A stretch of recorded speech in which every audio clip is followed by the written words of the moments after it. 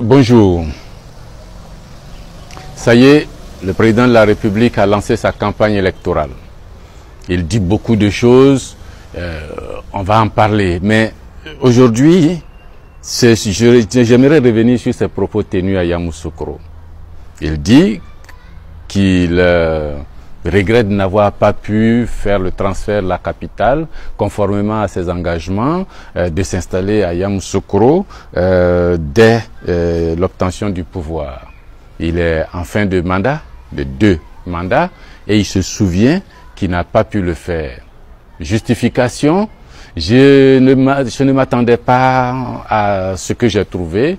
La situation de la Côte d'Ivoire était catastrophique à tel point que je n'ai pas jugé utile et prioritaire le transfert de la capitale. Mais maintenant, je vais le faire. Tenez une centaine de kilomètres de goudron et puis entre 2021 et 2025, je vais m'occuper de Yamoussoukro.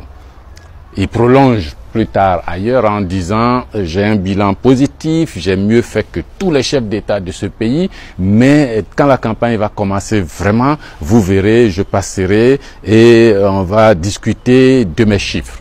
Bon, tout le monde a compris. Il est candidat pour 2020, il se prépare. Bon.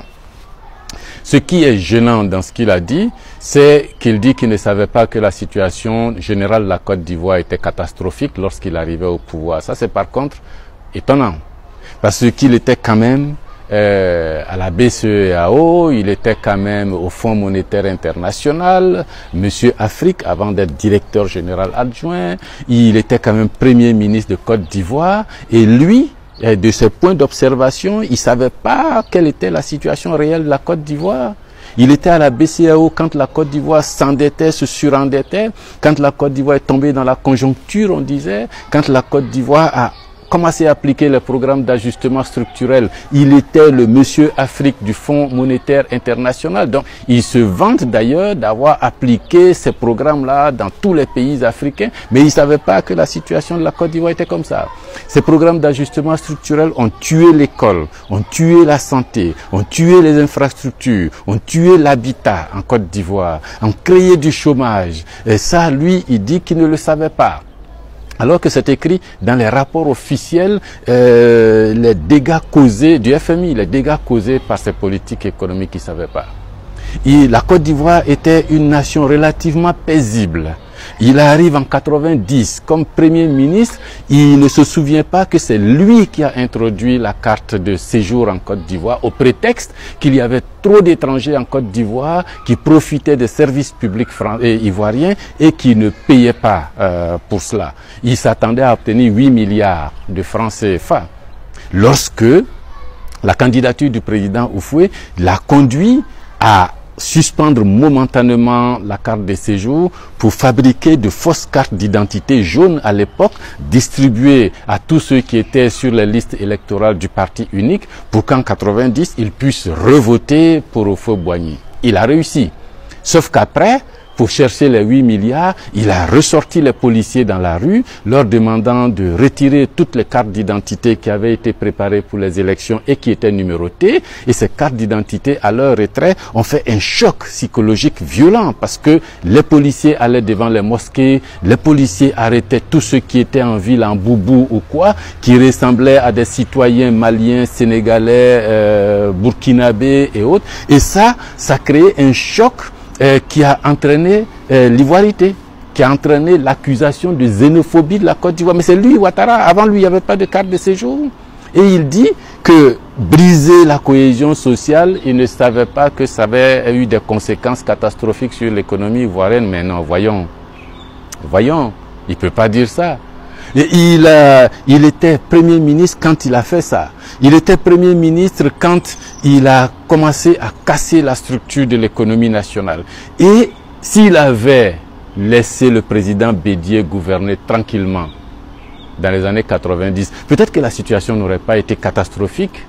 S'il avait laissé le président Gbagbo gouverner tranquillement, peut-être que la situation n'aurait pas été catastrophique. Mais à l'un et à l'autre, il a dit, ce sont des régimes pourris, quand je vais frapper, ils vont tomber comme des fruits mûrs, quand je vais frapper. Mais il a frappé effectivement chacun de ces régimes qui n'ont pas pu travailler. Et avec le président Gbagbo, il est allé jusqu'à monter cette rébellion.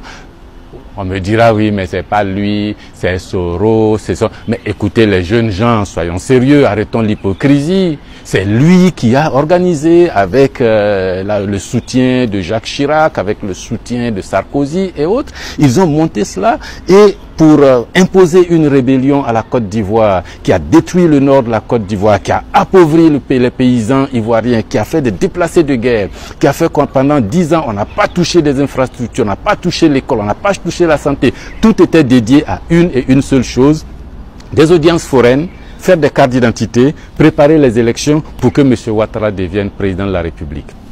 Bon, ça y est. Une fois président, il ne va pas dire qu'il n'est pas au courant que la situation économique était catastrophique. Et puis là, on s'en va aux élections en 2020, mais brusquement, lui qui était chaud à l'époque pour qu'on fasse les cartes d'identité, les cartes d'électeurs, etc. Là, il est silence radio, les cartes d'identité sont périmées, il ne dit rien.